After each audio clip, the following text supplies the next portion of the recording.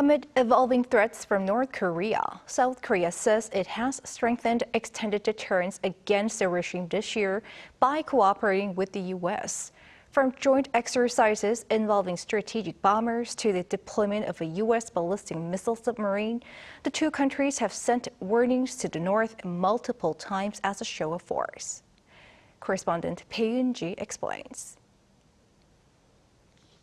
South Korea and the U.S. have issued warnings to North Korea on 9 separate occasions so far this year, as they step up efforts to deter threats from Pyongyang. That's according to a report released by Seoul's defense ministry on Tuesday, which explained that U.S. forces stationed in South Korea and the deployment of U.S. strategic assets are a symbol of their extended deterrence against the North. On February 24th, South Korean and U.S. defense officials visited an American naval submarine base, Kings Bay, in Georgia. From March to July, the U.S. Air Force B-52 Stratofortress engaged in combined aerial training exercises 5 times this year.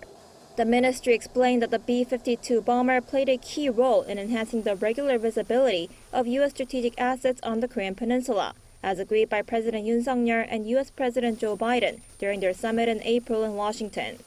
Then in July, the U.S. Navy Ohio-class ballistic missile submarine, the USS Kentucky, visited Busan. A month after that, a B-52 bomber arrived at an airbase in Cheongju in a show of force against the North. This was the first time that the American strategic bomber had ever landed at a South Korean airbase. Lastly, South Korean and U.S. defense officials attended a test launch of Washington's Minuteman III ICBM in California last Wednesday. The defense ministry said this was the first time in 7 years and the second time ever that South Korean officials have attended an ICBM test launch by the U.S.